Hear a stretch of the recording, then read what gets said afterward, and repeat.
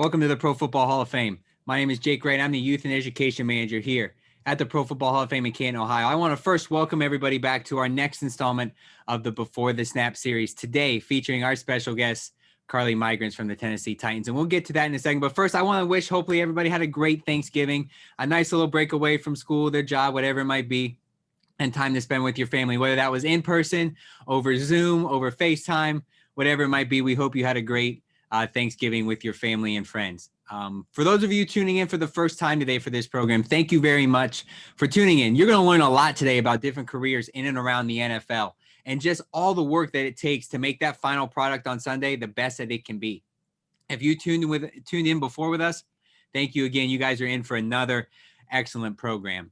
Our mission here at the Pro Football Hall of Fame is to honor the heroes of the game, to preserve its history, to promote its values, and to celebrate excellence everywhere. And those values we promote are those of commitment, integrity, courage, respect, and excellence. Not only do those values make our Hall of Famers great on the football field, they make them great off the football field as well. They make them great fathers, sons, business members, employees, whatever it might be. And those values also make employees like Carly the great employees that she is, the great employees that we have here at the Hall of Fame. Those values play such an important role in so many things outside the game of football. And we're going to talk a lot about those values today and Carly's journey to where she got to where she is today, advice she has for students and young professionals all throughout the country. So we're really excited to get to know Carly a little more here today. Before we get started, just some thank yous I'd like to send out. First off, I'd like to thank Carly for everything that you do for the game of football and everything you do for us here at the Hall of Fame. It might not seem like it, but your impact on the game, wouldn't be like it is today. We always say our Hall of Famers leave an impact on the game, and the game wouldn't be like it is today. And like we see it, and that goes for the same that everybody works with an NFL organization. So thank you for everything you do for the game of football and for us here at the Pro Football Hall of Fame. Secondly, I'd like to thank our teachers and administrators, whether you're in high school or college, for allowing us to be a part of your class today. This year has been crazy. Everybody's learning in so many different ways, so we're happy to be able to assist with that and teach your students a little bit about different careers in and around the NFL. Also like to thank our students tuning in today. Without you guys today, this program doesn't happen. So if you've got a question today, we want you to ask it. So in our comment section on Facebook, make sure you submit your name, the school you come from, the school you go to, and your question, and we'll do our best to make it a part of the program. Also, if you're watching us right now, go ahead and comment what schools you're watching us from, and we'll keep track and kind of see where we have our students tuning in from today. So without further ado, I'd like to welcome Carly Mygrants to the program today. Carly is in her 7th season with the Titans and her first as the marketing programs manager. Prior to serving in her current role, she was an executive assistant to the GM and football administration coordinator. Prior to joining the Titans, she was an assistant in the football division at CAA Sports in Memphis, where she assisted co-head of CAA football, Jimmy Sexton. If you know sports, you know that guy, very, very huge in the game, in all of sports, in the sports world. Mygrants graduated from the University of Alabama in 2012, where she got a bachelor's degree in public relations and a master's in sport management. While at Alabama, Carly interned with Nike, Brand Nation, as well as playing soccer. She's actually from right up here in the Midwest in Dayton, Ohio. So without further ado, I'd like to welcome our special guest today, Carly Mygrants. Carly, welcome to the program today. Hi, Jake. Thank you so much. I'm really excited. That intro, I feel like I got a lot to live up to. Well, we are very excited for you to be a part of the program today. We thank you for taking time out of your busy schedule. We're in the heart of the NFL season where, with everything going on now, there's so many different moving parts and different pieces. So we appreciate you taking time out of your day to be a part of the program today. So my first question for you is, marketing programs manager. When you think of the careers in sports, one of the most popular ones is marketing, because it's such a broad category and you can do so many different things under that title. So for you with the Tennessee Titans as the marketing programs manager, what are some of the things you're in charge of on a day-to-day basis? Yeah, so when they so give a real quick background on the marketing department in Tennessee. We recently brought in Gil Beverly, who's our new senior VP of the marketing department. So he is really growing and building our department currently. So there's a lot of new people that have been brought in and added and such. So that's what kind of opened the door for me to pursue this new move for myself. So as the programs manager, they brought me in to specifically relaunch like our kids club, our women's program. We are currently under following all the COVID guidelines and stuff. We have our new Hangouts program as well. So it's creating this restaurant bar system in Nashville where Titans fans know they can go, they can watch the game with other Titans fans with sound. We have giveaways. During away games, we bring like the cheerleaders and T-Rack and stuff to just create this fun atmosphere for them. Of course, like I said, it's all COVID friendly, of course, still. And then also things like 615 Day, which is what Nashville holds, just to really work with local businesses and companies and sports teams and stuff to just highlight why we all love to live in Nashville. We wrapped up Salute to Service Week a few weeks ago. We're currently in, this week is our Code Blue game, which I'm wearing my light blue. So any Titans fans on here, wear your light blue all weekend, which that's been a lot of fun. We've been just a lot of content, a lot of different things to really push the game this week, which has been a lot of fun. And things like that. So I'm specifically in the area to really push fan engagement with the different groups, whether that's in Nashville or Tennessee, and even a few things nationally if we look on the bigger scale. So that's me. So you're very right in saying with the marketing title, a lot of different things you handle there. You mentioned so many different community initiatives, programming, events. And when you work in sports, and this really goes for any career, they say that you never work a day in your life if you truly love what you do. So the question I want to ask is, why do you love your job with the Titans, and why do you love the things you get to do? One thing I've always said, I've played soccer my whole life. Well, I'm 32 now, so I don't really play anymore. I don't want to pay for the injuries anymore, but I've loved playing sports my whole life. I've loved the competitiveness. It's the schedule that I know, is the schedule that I understand.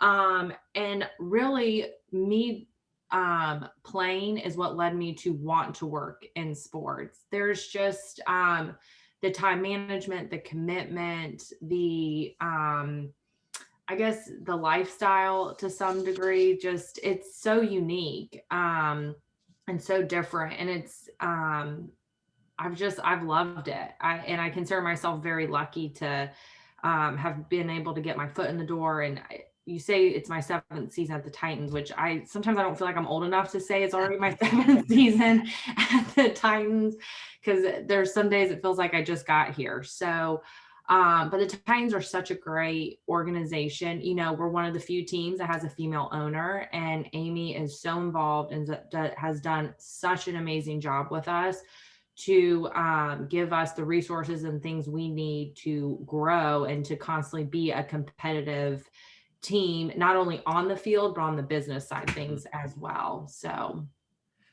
growing up, you mentioned you played sports. Like I said, you're from right up here in Ohio. Now you went down to SEC country, which we won't get into that.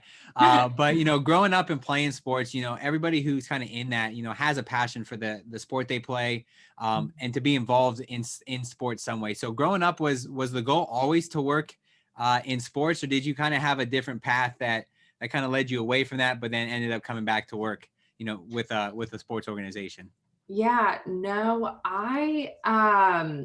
it was middle school, early high school time when I didn't know exactly what I wanted to do, but I knew I wanted to work in sports. And and particularly my dad's from outside Chicago. So we grew up Bears fans. So the original dream was to eventually work for the Chicago Bears. That's where my interest started. And people have asked me too, like, have you ever wanted to work in soccer and stuff? But I've never really considered that route, because soccer for me has always just been an outlet to the real world. It's just as soon as I'm on that field, I can just check out, and it's just always so fun. So I was like, I don't know if I really want to add business to my outlet Yeah. to Yep. the real world.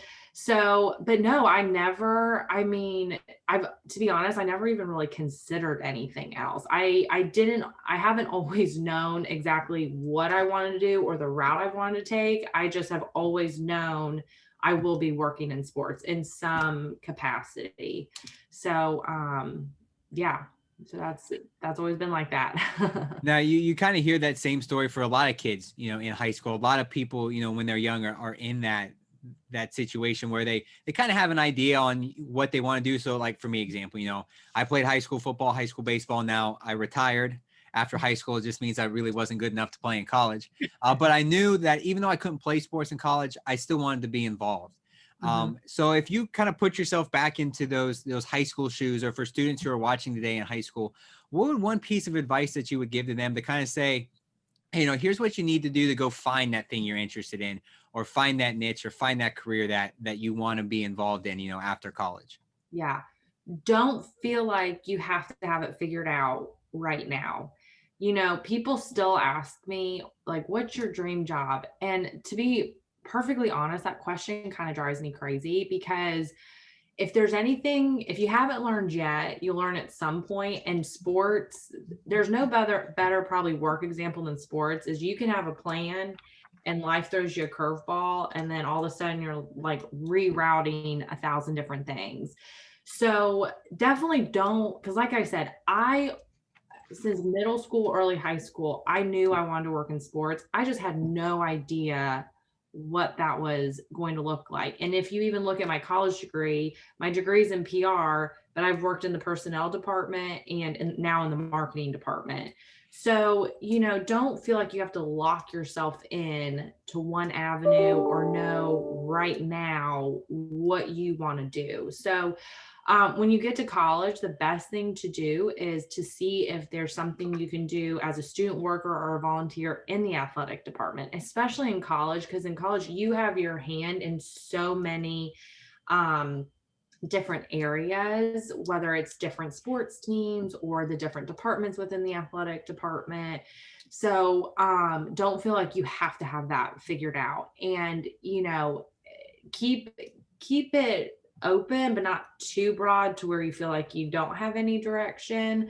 But it's always good to kind of have a variety of interests too, because like I said, I want to be a mom one day, and so there might be a job in 5 to 10 years that I would have never considered at 25 to take. But if there's kids in the picture, maybe it's a perfect example of something I'd want then, but not have, like I said, had at 25. So Absolutely, yeah.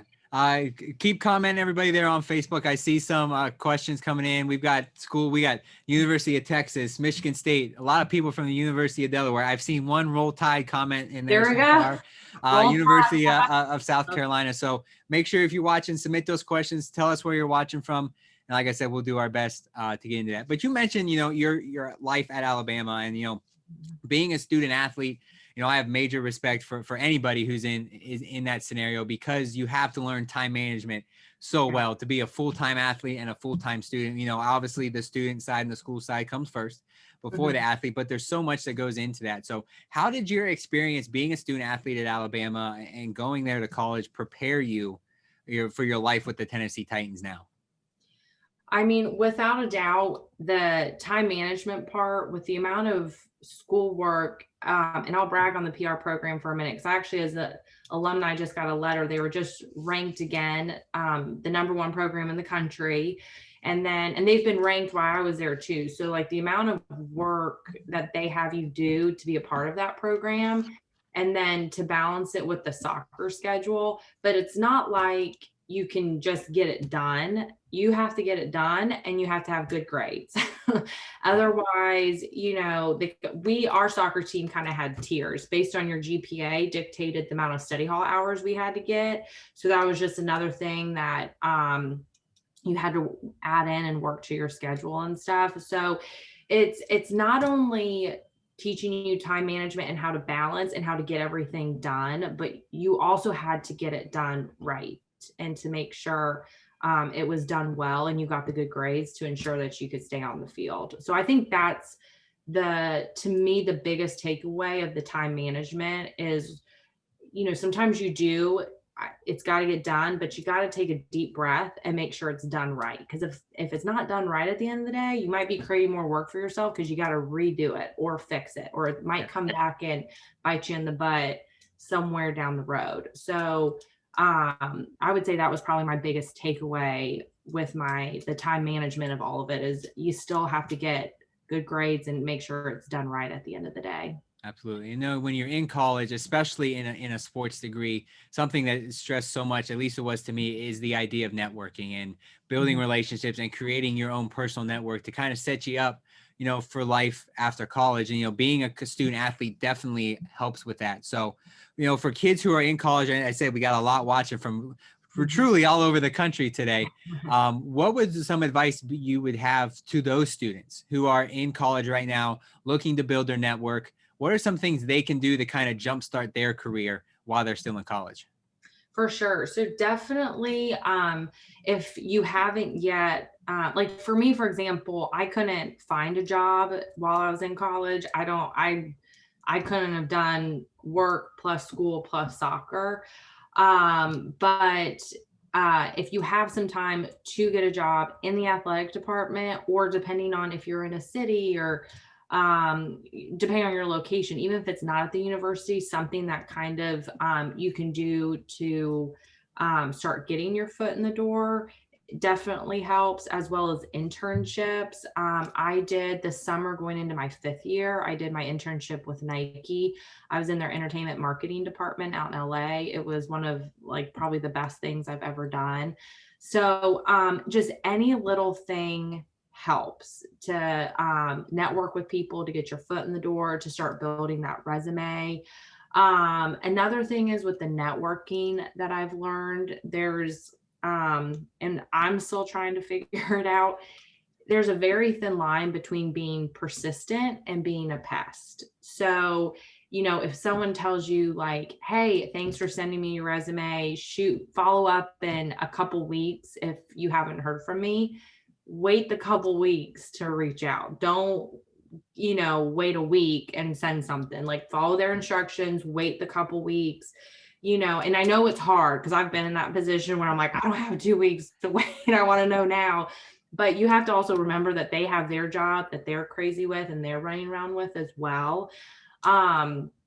So that's just being mindful and being aware of being persistent and keeping up and listening to what they're telling you in your email and not constantly bombarding them or bugging them. And then the last thing that I think is the most important thing that I have learned while working in sports, especially the job hunting part, is it's all about the timing. I mean, it's 50% what you've done, whether it's internships or working in the athletic department, who you've met, how you've networked. But at the end of the day, if the position's not there, whether it's available or hasn't been created yet, all the other stuff's on hold. So don't get discouraged if you feel like out of the gate, you've applied to all these internships or all these jobs and you haven't heard back yet, or you just feel like you're getting nowhere.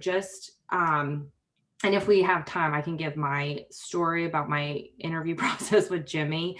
It was one for the books, that's for sure. But don't get discouraged. Sports is all about patience and timing. Because if the job's not there and if it's not available yet, it's not. So don't let that discourage you. Just know when the timing's right, you'll get your foot in the door and then it'll be smooth sailing from there. So, you get your foot in the door. And obviously now with your career with the Titans, you are in your first year with the marketing team. And we got a question coming here kind of along those lines. This is from Will, the student at the University of New Hampshire. He wants to know typically how large are marketing teams for a professional organization? He's got some a passion for the marketing world, wants to get into that career field. But we know that there's only 32 NFL teams. There's only so many professional organizations that you could work at. So how large is your marketing team? How's the structure work? And how do all of your team work together?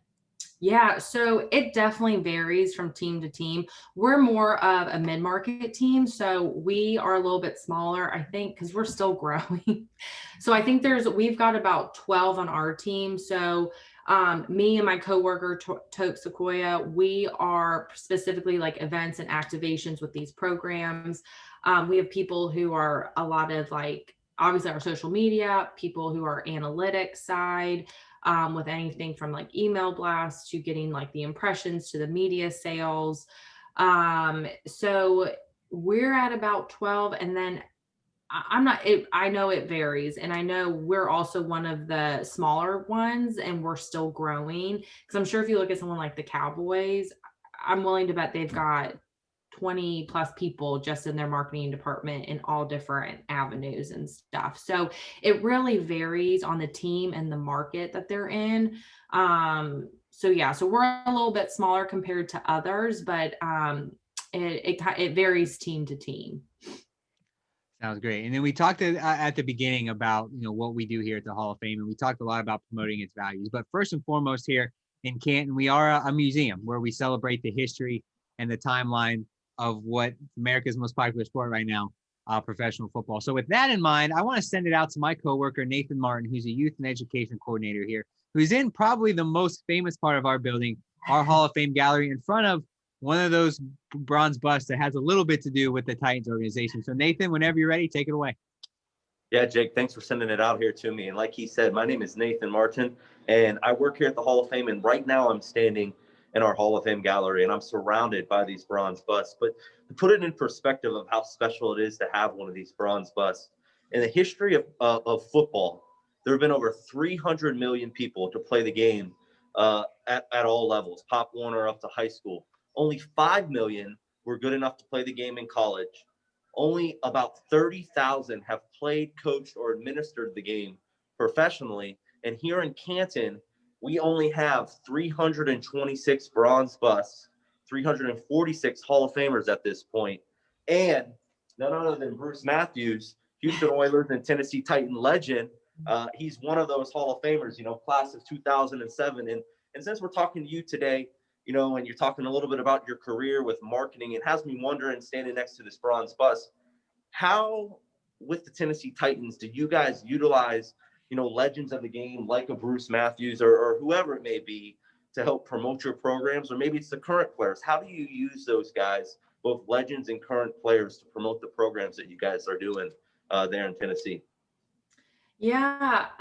So our alumni, we're very lucky. Our alumni is still very involved with us. So, like the hangout programs that I mentioned earlier, we still have alumni who love to stop by, to say hi to the fans and greet them and talk about their experiences and answer questions for them. Eddie George is still extremely, involved with us. As well as, our current players are really good and very helpful with helping with certain things we might need around our schedule. But I would say Amy and my previous boss, John Robinson, have definitely, they set this tone of when you work for the Titans, whether you're a player, a coach, or an employee, there's definitely an expectation to be met, of holding yourself to the highest standard, especially since we have the unique opportunity of being able to work for the NFL, because there's so few jobs. It's a tight knit industry and everything, and it's something, a privilege we don't take lightly, that's for sure. So there's a standard of work we all hold ourselves accountable to, as well as Amy holds us accountable to as well. And so we hope that reflects to fans, both when they see the business and the football side of things, of what we're trying to do both on and off the field.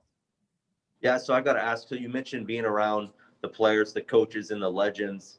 And I think anybody that works in the sports industry probably has had that moment. Has there ever been a moment where you were like starstruck, where you're like, wow, I'm really next to this individual, or this celebrity came to watch the Titans play. Like, has there ever been that moment for you where you kind of had to be like, oh no, I'm working. I have to remember I'm I working. I gotta can't hold go it dance. together. Yeah. Um, to be honest, I think the first, yes, I've had a couple, and you kind of have to like snap yourself out of it because you're like, yeah, it's just what you say, like I'm working. And so the very first moment I kind of had my like, wow, I'm like really doing this was actually when I was working for Jimmy Sexton at CAA. It was like, I think it was my third day in the office.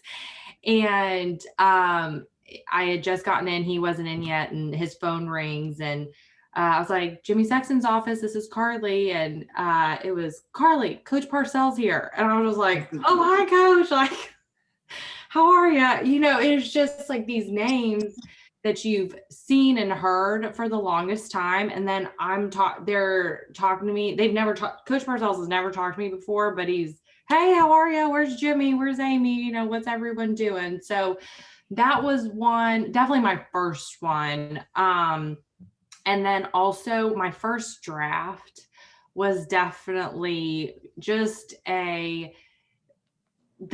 one of the things I definitely miss about my old job is working all draft aspects. Because it's just so fun to see those guys go through the process and just see them being like, wow, like my dream of playing in the NFL is going to finally come true. And my first draft was Marcus Mariota was our first phone call. So there's a backstory on that. That's another, if we have time, I'll get to that. So that was definitely one of the moments, like, you know, that Thursday night when you're calling the draft picks and stuff, and you see your team on the TV. It's just, even though we're all the behind the scenes, it's just really cool to know you're a small part of just this huge operation. So yeah, there's definitely been a couple moments for sure. Yeah, well, that's really cool. So I'm going to actually send it back to Jake. He'll take over again and continue asking you some great questions. So thanks again for joining us, Carly. Thanks, Nathan. All right. Thanks, Nathan. Thanks for bringing us that live shots from the museum. And I want to kind of dive back in. We talked a little bit about the game of football itself, and you mentioned kind of what the atmosphere and the organizational atmosphere that you have there, and how it's kind of like the big family and everybody works so well together.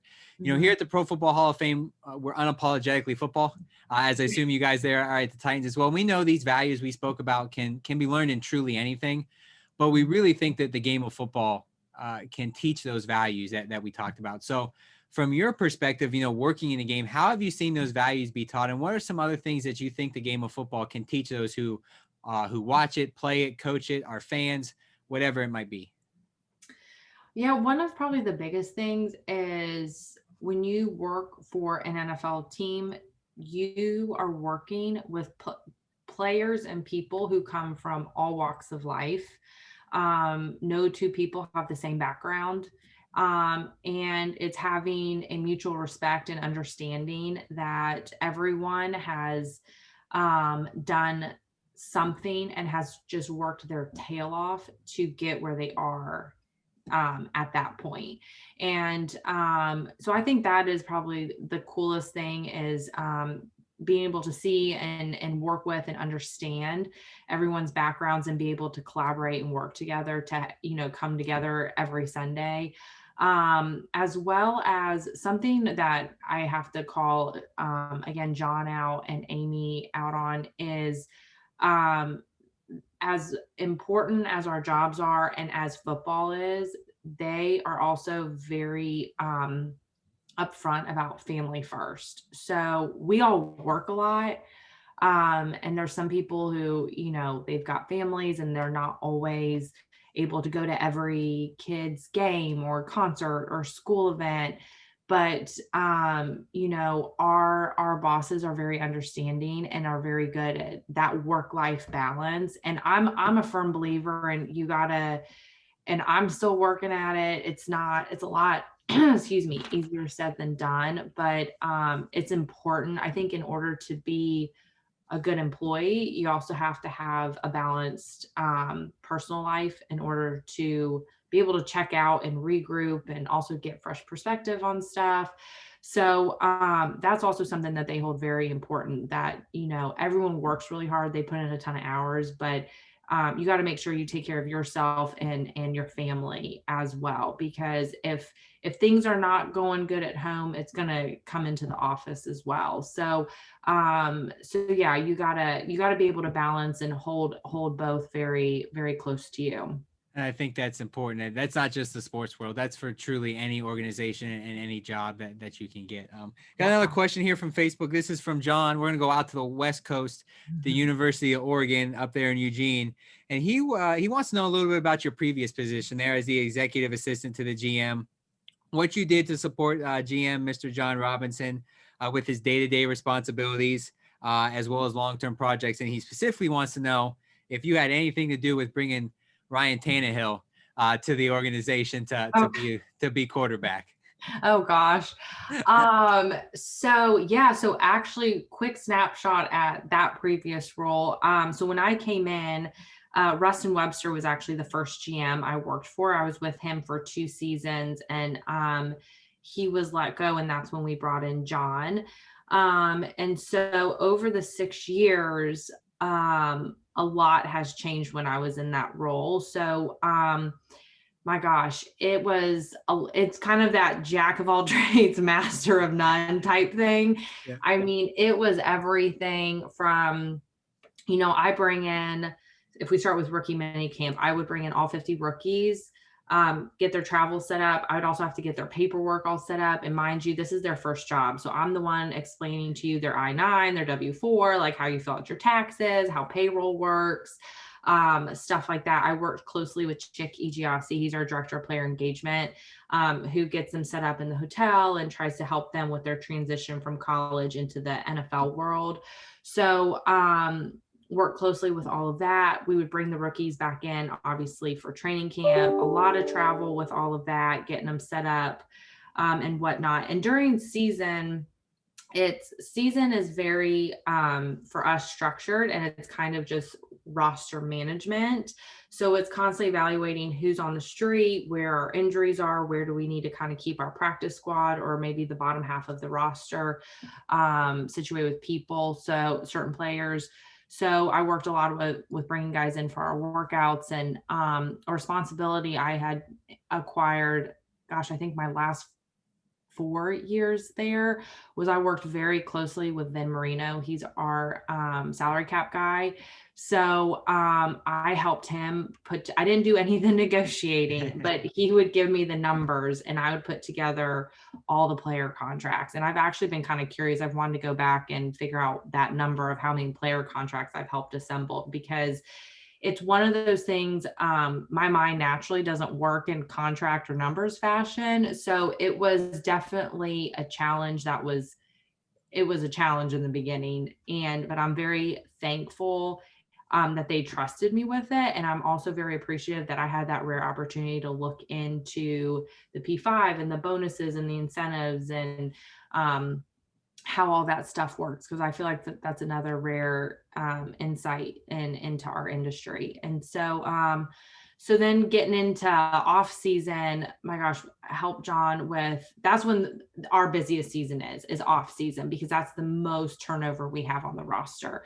So it's helping logistics with all the all-star games and Senior Bowl, and help get combine logistics set up and the combine books put together for all the players and all their numbers and stats and background info. And then when they come back from the combine, free agency is the week that will just wear you out.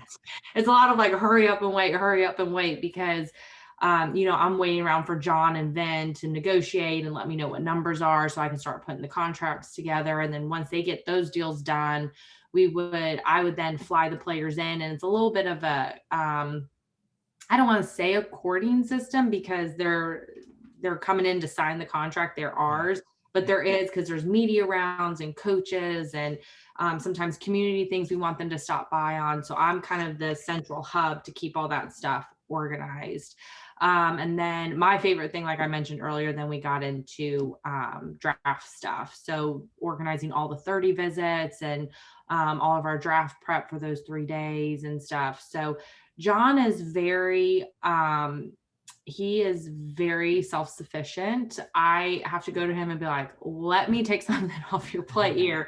Because he's just, and it's a very scout mentality. The scouts are so used to just being in survival mode and doing things for themselves that, when they get in roles like the GM role, like John is, I'm like, I'm here to help you. Like, let me, do some of this stuff for you. So did a lot of his travel. There's so much paperwork that the league, has us do for different things. So I help manage and take care of all that. And also I was, act a little bit of liaison between him and his wife, not that they weren't communicating, just sometimes, Jamie's like, what's the schedule coming up? So I would just keep her posted on, when the owners meetings were, because she goes to that with him, and different game things, and when I would send her his itinerary when he would be traveling for scouting visits during the season, and things like that. So the position is literally jack of all trades, master of none a little bit. And no, I was responsible for booking the plane that got Ryan Tannehill here. And I put together the contract, but no, John was the one that got Ryan. And actually it was a trade. I'm sorry. It was a trade that we did. So no, I took care of the travel. John took care of the trade. So you actually physically got him there. Yes. On a plane, but nothing else before. I got you. So, correct. you talked a lot about their contract, but that was it. Yeah. You talked a lot in that description alone. You said there's so many different things that you handle. And with that comes a lot of challenges. And you mentioned some of those things that were challenging for you. And I think we're in a time now where that's kind of in the forefront with the pandemic that we're in. And there are challenges every day. And it's something new seems to pop up every day related to it. So for you specifically in your current role as marketing programs manager, how has it affected your job? As you can see, if you're watching this, Carly, I believe that's your house. I don't believe that's your office. So you can see, working from home. What are some other ways that a pandemic has affected, your day-to-day work?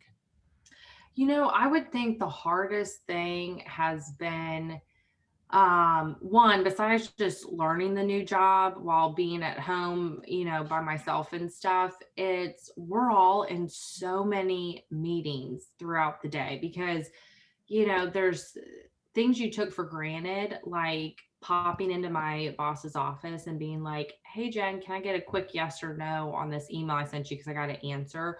Well, now, because we're all still separated, I got to send a text or an email, but I'm not the only one sending the texts and emails. Yeah. So sometimes those simple yes or no answers take a day or two to get now. And it's balancing also, when I say the work-life balance, is we're all in so many meetings throughout the day, or even if I might not have as many meetings, a couple of people that I need to get a hold of are in meetings all day.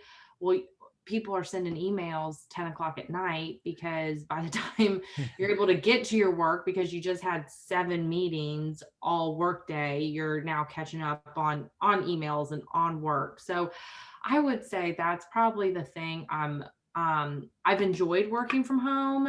I'm taking advantage of it because I know, especially in our industry, knock on wood, this will never happen again. We will never have the opportunity to work from home again. So it's enjoying the rare chance, but there are definitely things that I'm excited about getting back into the office. So Absolutely. Like I said, pop it in for those quick yes or no answers, and hopefully, the amount of meetings we're all in will scale way, way down so we can get more of our work done during the workday versus catching up, during the after hours and stuff. So no, you talk about, and all these meetings and Zoom meetings and phone calls and conference calls and using technology the way it truly is intended to be used. So, we have the ability to use that technology to, to make us the best employee that we can be. So what are some ways that you've used technology, conferences, whatever it might be, to, make yourself the best marketing programs manager that you can be? Yeah, I would say it's definitely opened up windows to, I like talking to people face to face. I like building those relationships and everything. So, people who maybe would be in California or New York or just, wherever, all over the place. Normally, if you couldn't set up a face-to-face meeting, they were all phone calls. And so it has been nice to be able to set up more of those face-to-face meetings to get to see who you're talking to and put a face with a name and get to know them a little bit more, and just learn. I do feel like it creates a little bit more of an intimate setting than when you're just talking to them on the phone if they're not able to pop into the office. So that has been nice. And during the pandemic, I mean, we all of our, even if people are in, we had a call with Jennifer at the Nashville Scene, who's the magazine in Nashville, for some 2021 stuff. And so, you know, we can't bring her in the office, but it's still nice to be able to have those one-on-one video conferences with her and everything. So yeah, it's definitely created this closeness when we all have to stay so separated. Yeah. I that makes complete sense. Yeah, I get it. Yeah, for sure.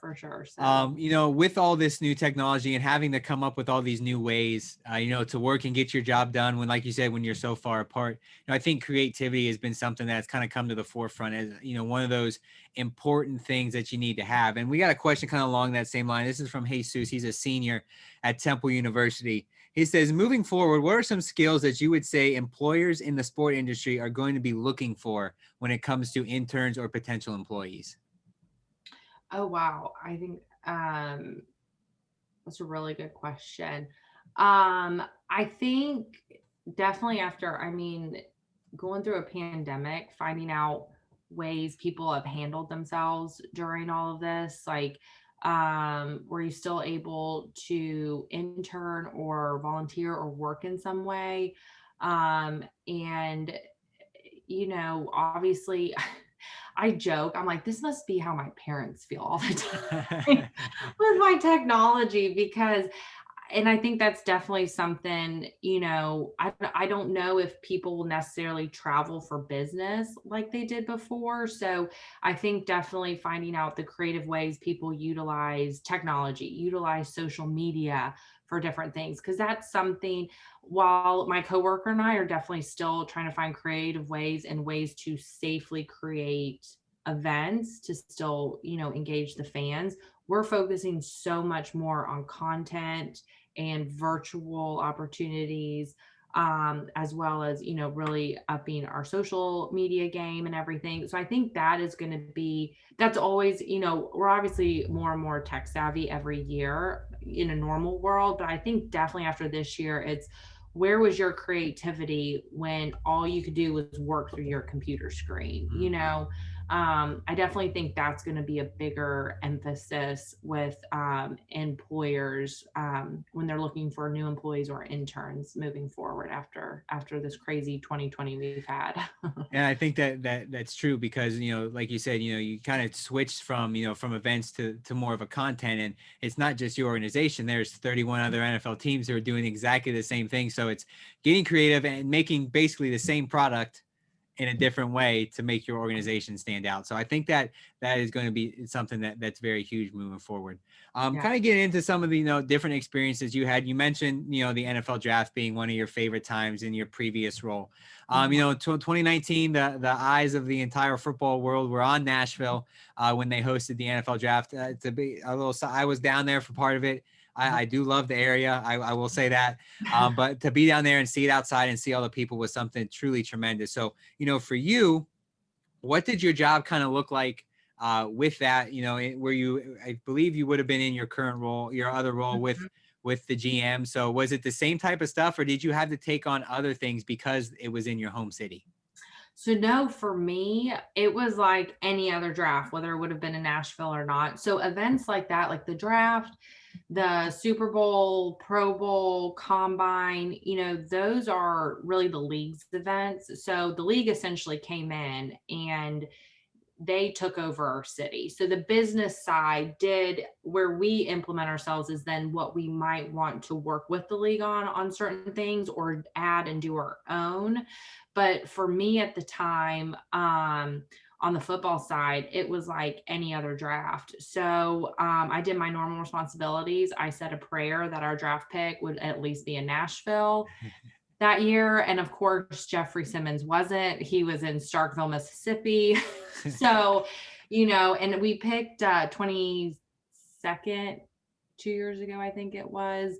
It's been a good thing, but we've been picking in the 20s, so I'm getting all my numbers mixed up. But so then by the time we pick, it's 10 o'clock at night, and I'm figuring out flights or the plane or how to get them here. So no, it was a normal draft for me, but I didn't luck out and have our draft pick in Nashville, unfortunately, that year. So, but that's all right.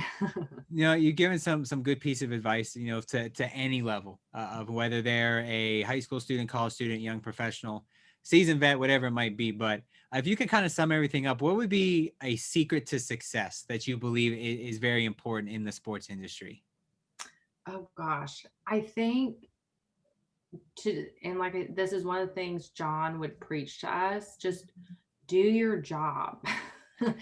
And as simple as that sounds, sometimes that's just I don't want to say is harder, but if you can focus on your responsibilities in your job and do them well, you will be shocked at how far that takes you and how you stand out, because you run into some people who might struggle staying in their lane a little bit, or they just want to have a say or a hand in everything. And sometimes it's if everyone just focused on their responsibilities and doing them correctly and doing them well, that's when you see the success really take off and everything. So yeah, just focus on what your job is and doing it well and getting it done. And also and I think this is also important for I'm a millennial. I was shocked the day I found out I was born right in the middle of the millennial age group. But I've also found, I think, especially with some of the I don't want to say older, but maybe more of the wiser, more experienced people that I work with. Sometimes I feel like I shock people when I can just even hold a conversation, or can walk down the hallway and say, "Hey, how are ya?" Because I just feel like we grew up so much on our phones that the one-on-one social interaction lacks sometimes, or maybe the social awareness a little bit. So I just think, be kind to people, say hi, be able to hold the conversation and engage with other people too, because we all have to work so much together.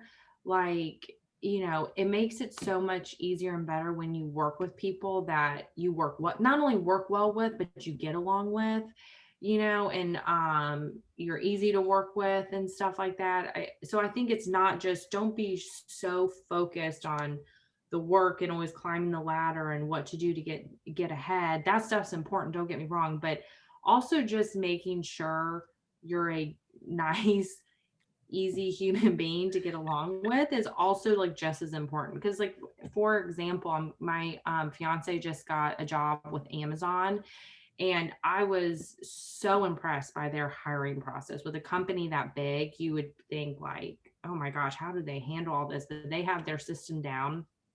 And one of the things they hold really important in their interview process is making sure that you as a person can get along with the group.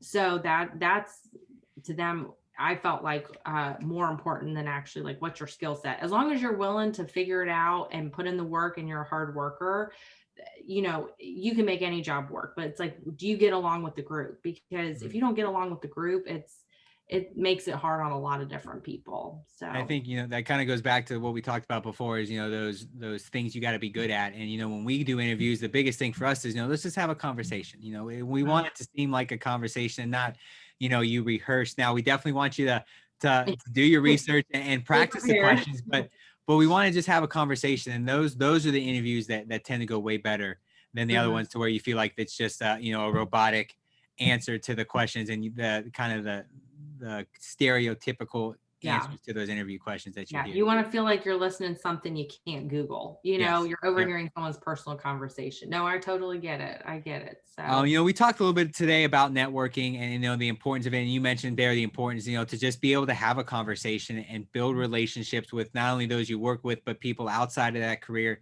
that you build that network with. So I got a question kind of related to that as well.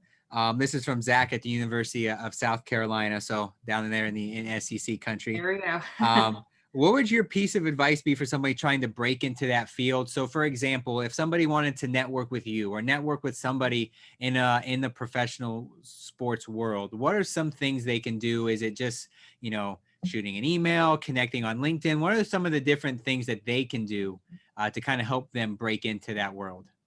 Yeah, I would definitely say I reached out to people on all different platforms. I would probably say the one I email was a big, if I got someone's email, communicated a lot on that, LinkedIn as well.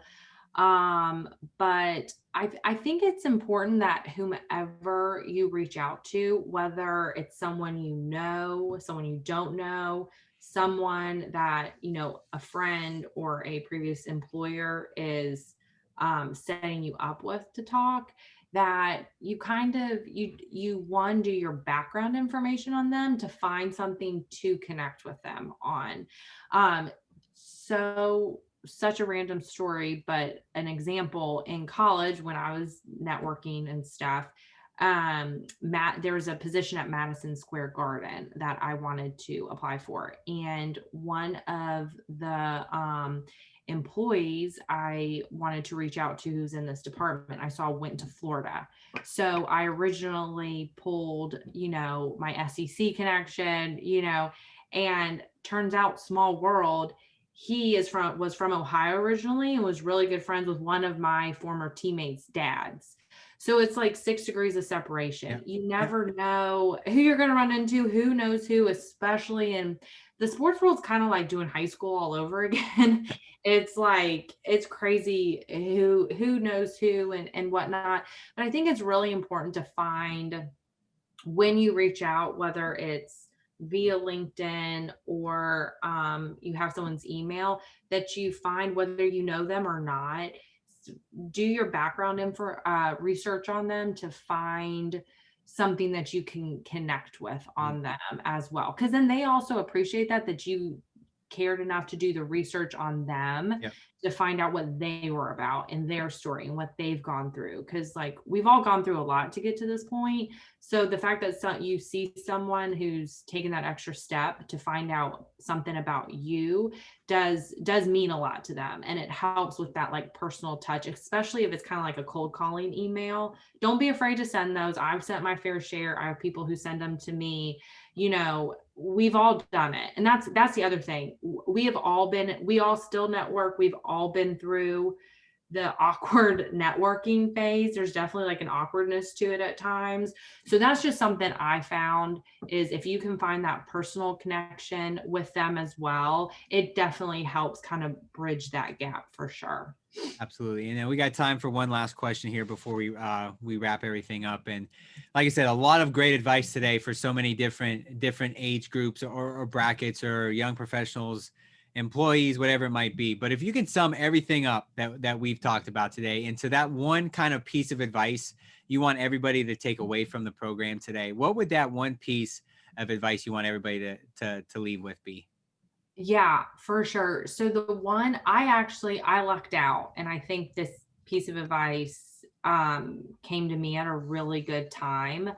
I was out in Oregon doing networking out there. I had gone up to interview for the seasonal internship position at the Seahawks, and then went down to Portland, and because of my Nike connection, met with some people there and everything. And I met with this one, Mr. I can't remember his first name, Mr. Fish. He owns his own PR company out in Portland.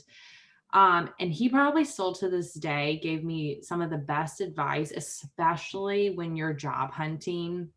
He told me, he goes, the most common mistake people your age make when they're job hunting is they think they have to take the first job they get.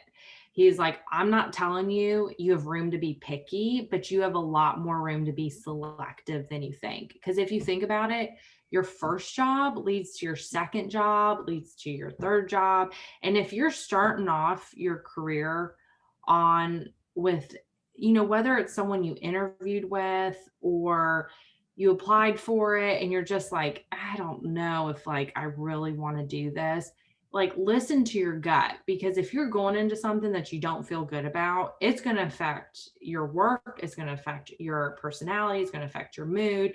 And then, like I said, that leads to your second, leads to your third. So if you're starting off on the wrong foot, you know, and working, you know, I love it, but it's also hard. And so, you know, if it's just important, listen to your gut at the end of the day. So like I said, you don't necessarily have room to be picky, but if your gut is telling you this isn't a good fit, don't be afraid to turn it down. I turned down, like I said, it was a crazy story with Jimmy, but I turned down a couple of internship and job opportunities I had in order to get the job with Jimmy. And in the moment, it's like, oh my gosh, what did I just do? Like, is this smart?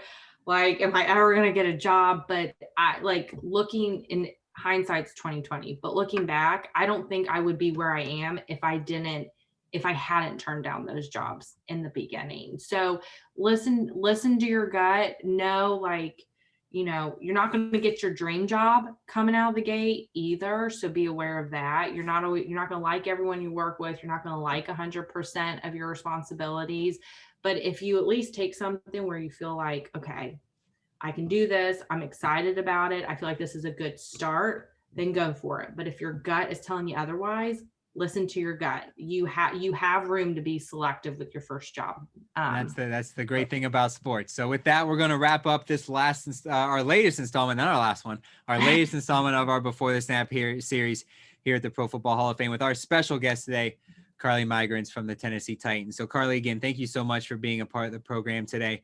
We, like I said at the beginning, greatly appreciate you taking time out of your day to talk to us. I know I take something from every program that we do, and I'm sure all the students and whoever might have tuned in today did as well. So we appreciate you taking the time out of your day to do that. But before we leave today, just a few quick announcements here on my end. If you haven't followed us here at the Pro Football Hall of Fame, make sure to like, follow, subscribe, anything that we put out here at the Pro Football Hall of Fame, whether that's Facebook, Twitter, Instagram. We have a LinkedIn page, or you follow us, or you subscribe if you're a podcast listener. Subscribe to our podcast, The Mission, hosted by our great teammate, former Before the Snap guest, Jameer Howerton, as he interviews people from all around the game of football to talk to them about their experiences, the history of the game, and so many other things.